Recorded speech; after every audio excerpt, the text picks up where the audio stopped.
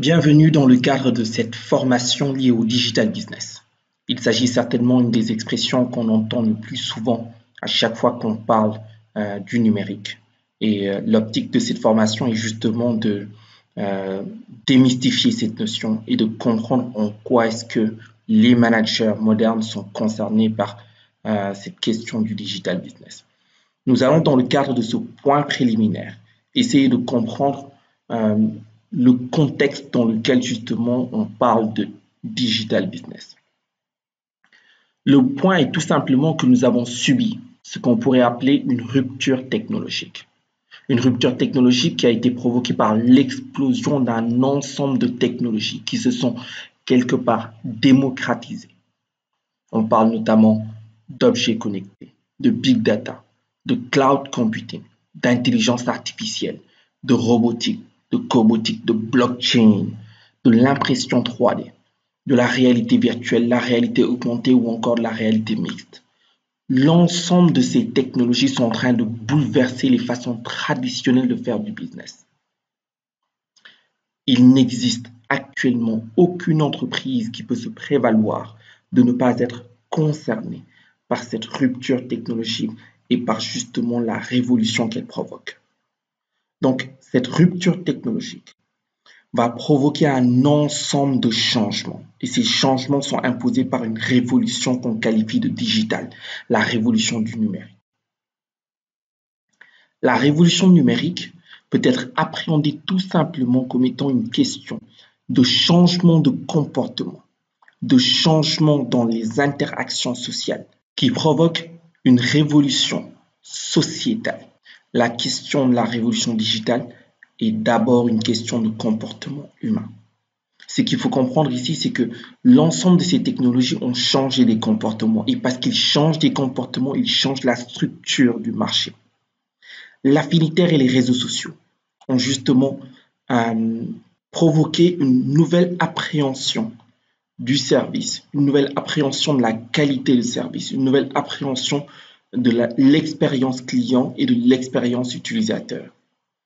Lorsqu'une entreprise propose quelque chose à un utilisateur, l'expérience de cet utilisateur peut se retrouver très rapidement devenir une expérience pour un prospect potentiel. Le consumérisme, on a des consommateurs qui sont de plus en plus exigeants, qui sont moins patients, qui veulent le meilleur tout de suite, l'instantanéité. On a des consommateurs qui ont le don d'ubiquité, qui peuvent être à plusieurs endroits à la fois parce qu'ils ont justement les technologies pour. L'ensemble de ces technologies de communication qui existent, que ce soit WhatsApp, Snapchat, TikTok, qui permettent notamment à des personnes de suivre des choses qui se passent ailleurs sans pour autant y être.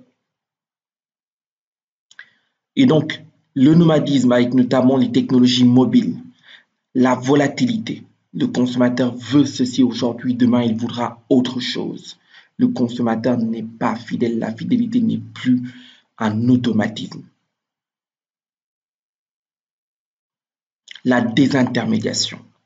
Il est d'autant plus facile aujourd'hui de faire en sorte que le consommateur final puisse être directement en contact avec le fournisseur avec le moins d'intermédiaires possible. Et enfin, le partage d'usage plutôt que de propriété, qui sont en train de changer totalement les modèles économiques de plusieurs secteurs, quand on regarde notamment l'industrie de l'automobile, le transport de façon générale, ou encore l'hôtellerie, l'immobilier de façon générale. Comme le dit Géraldine Moichet, le digital n'est pas une question de médias simplement. C'est une nouvelle organisation qui va intégrer totalement la dimension internationale. Aucune entreprise ne peut se prévaloir de ne pas être concernée par les actions et activités d'une entreprise se trouvant à des milliers de kilomètres dans un autre pays. Une entreprise chinoise peut être totalement en concurrence avec une entreprise basée à Dakar ou à Abidjan. Il y a un décloisonnement industriel et sectoriel. Facebook n'est pas simplement une entreprise qui évolue dans l'entertainment ou encore une entreprise qui évolue dans la communication. Facebook évolue notamment sur les questions de santé, sur les questions de transport. Ce sont donc de nouveaux processus, de nouveaux outils de travail numérisés. Le digital va être appréhendé comme un nouveau mode de gestion cross-fonctionnel. Cross-fonctionnel justement parce qu'on va voir des métiers devenir de simples compétences. Et de plus en plus, on va attendre des managers qui puissent être polycompétents, potentiellement cross-industriels et certainement mondial. Les GAFAM constituent l'exemple parfait de cette problématique de décloisonnement industriel et sectoriel. On relègue généralement Google, Apple, Facebook, Amazon ou encore Microsoft à de simples acteurs du monde IT ou des télécoms, alors que ces différentes entités évoluent toutes sur des problématiques de retail, sur des problématiques de santé, d'énergie, d'utilitaire, d'entertainment, de finance, de mobilité, de voyage, etc. Uber, à son démarrage, était vu comme une simple entreprise de taxi. Aujourd'hui, Uber fait peur aux géants de la logistique. Le management de demain est plus délocalisé. C'est un management d'associés, de partenaires, de personnes internes et externes qui vont construire des alliances. Vous allez donc devoir, en tant que manager, devenir un coordinateur qui va créer, exploiter et diffuser un réseau d'information. Nous sommes dans une société de l'information, un réseau d'expertise orienté solution. Toutes les entreprises se trouvent entre destruction de valeur et nouveaux territoires de business. Destruction de valeur. Parce que pour créer effectivement de la valeur dans cet univers du digital, il va falloir prendre conscience que la destruction de valeur est incontournable. Uber a détruit énormément de valeur pour créer de nouveaux territoires de business. Un bouleversement donc des organisations va s'opérer et une révolution par le big data. En 5 ans, des milliers d'entreprises vont devoir se métamorphoser. Elles vont devoir toutes se réinventer et se restructurer autour de l'exploitation des données personnelles. Un nouveau monde s'ouvre avec la connaissance intime du client et de l'anticipation de ses envies. Vous allez devoir apprendre à répondre à un ensemble de questions. Quels nouveaux modèles économiques? Quelles opportunités? Quels modèles? Quels risques? Comment piloter une entreprise dans une phase d'accélération technologique?